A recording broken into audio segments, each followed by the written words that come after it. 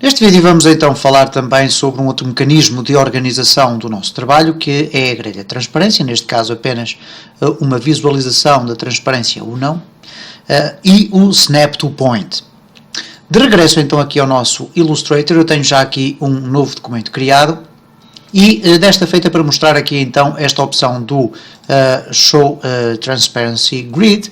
O Show Transparency Grid basicamente é aquilo que nos permite saber qual é o espaço do nosso trabalho que está transparente. Obviamente que se eu agora afastar aqui todo o meu espaço de trabalho, todo ele é transparente, incluindo o interior do meu artboard. Se eu desenhar aqui uma figura geométrica, obviamente se ela tiver preenchimento aqui, uma cor, automaticamente a minha grelha de transparência ficará coberta. Ora, esta grelha de transparência nunca é impressa nos documentos e, portanto, ela serve apenas de referência para nós sabermos que este espaço que aqui está interiormente não faz parte do nosso trabalho, ok? Faz parte do artboard, etc., mas não faz parte do nosso trabalho, portanto, não tem qualquer espécie de preenchimento.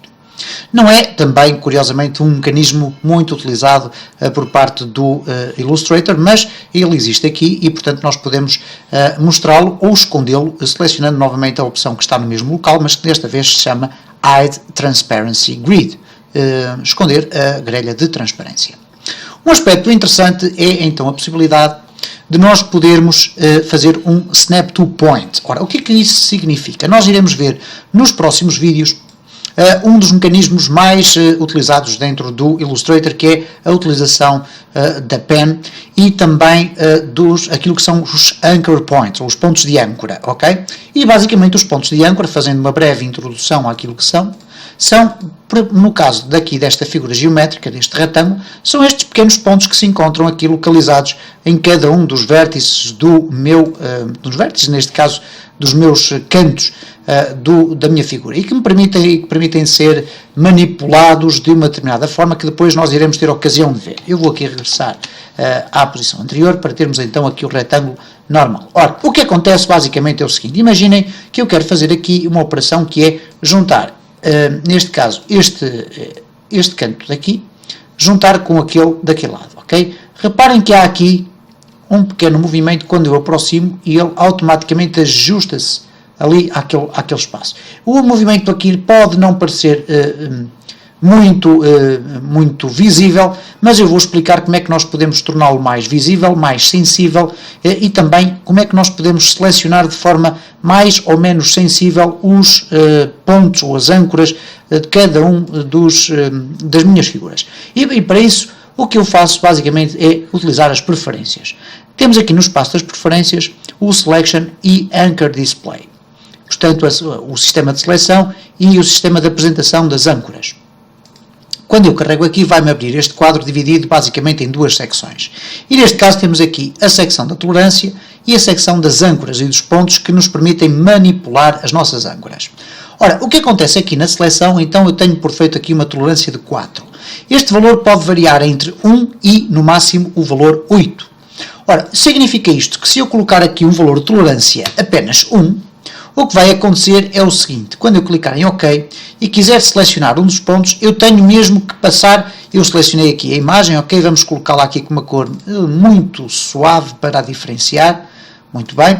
Reparem o que é que acontece, quando eu tenho a minha forma selecionada e quando eu aproximo o meu cursor do rato, ele vai selecionar aquele espaço dali só quando eu me aproximo um determinado número de pixels, ok? Neste caso, em concreto, como eu tenho aqui nas minhas preferências, o valor 1 é o valor mais pequeno, significa isto que para eu conseguir selecionar este pequeno ponto que aqui está, esta âncora, eu tenho mesmo que passar por cima dela, caso contrário não consigo selecionar. No entanto, se eu alterar para o valor 8,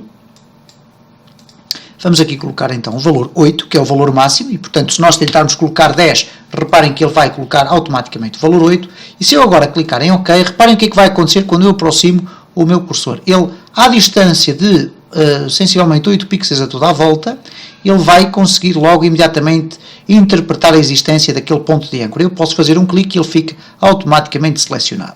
Ora, o mesmo acontece também se eu quiser fazer um snap dos pontos, isto é, por defeito, eu tenho aqui nas minhas opções um Snap to Point.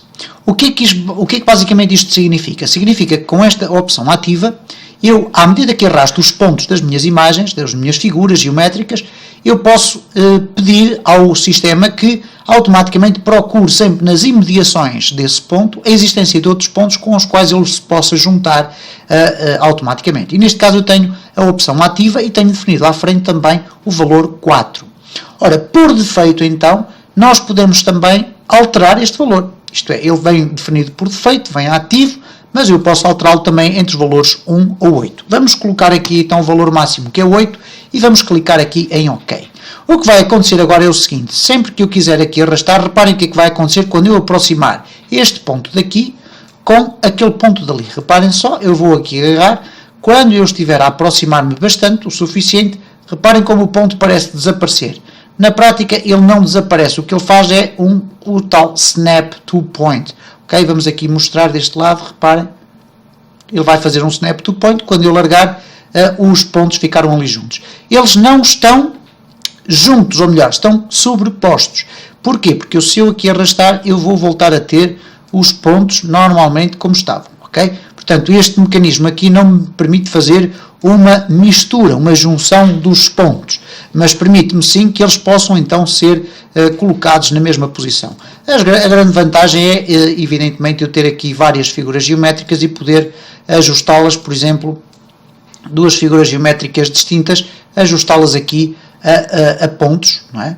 Sem ter que os visualizar. Se eu quiser juntar este ponto aqui em baixo, automaticamente eu vou ter aqui a minha linha completamente coberta. Reparem que se eu não tivesse esta opção ativa, se eu agora desativasse aqui então o Snap to Point, o que aconteceria é que eu teria que arrastar aqui, se o meu objetivo fosse colocar esta face daqui, ou esta linha, aqui exatamente coincidente com esta, eu teria que vir aqui procurar o espaço correto e, portanto, reparem como eu ando aqui a tentar achar ou descobrir qual é a posição correta e, portanto, se eu não tiver muito treino, o que vai acontecer é isto: eu vou colocar numa posição aparentemente correta, vamos tentar aqui, fazer aqui o exercício, ok, parece que está correta, mas se eu for aproximar, o que vai acontecer então é que vai existir aqui esta diferença. Reparem que o mesmo não vai acontecer se eu ativar aquela opção do Snap to Point. Okay? Vamos aqui ativar o Snap to Point e vamos deixar aqui o máximo 8. Por vezes poderemos não querer deixar ficar o 8 por uma razão que eu já vou explicar. Mas reparem agora como eu rapidamente posso selecionar aqui este ponto e agora reparem, eu vou fazer aqui um Snap àquele ponto que ali está. Vai ficar aqui um pequeno conjunto de saliências que eu depois irei explicar, porque tem a ver com a forma como as nossas linhas estão a ser fechadas. Mas reparem, se eu selecionar as duas, e já vou explicar depois também no outro vídeo como é que nós fazemos múltiplas seleções, se eu selecionar as duas formas e retirar a sua linha, reparem o que é que acontece, elas estão completamente fechadas e não deixam de ser duas seleções completamente distintas, o que quer dizer que eu posso afastar os pontos de cada uma e posso juntá-los, porque neste caso tenho o Snap to Grid a funcionar e desta forma eu posso então juntar as minhas formas geométricas. No próximo vídeo vamos falar sobre as questões relacionadas com os mecanismos de seleção das nossas formas.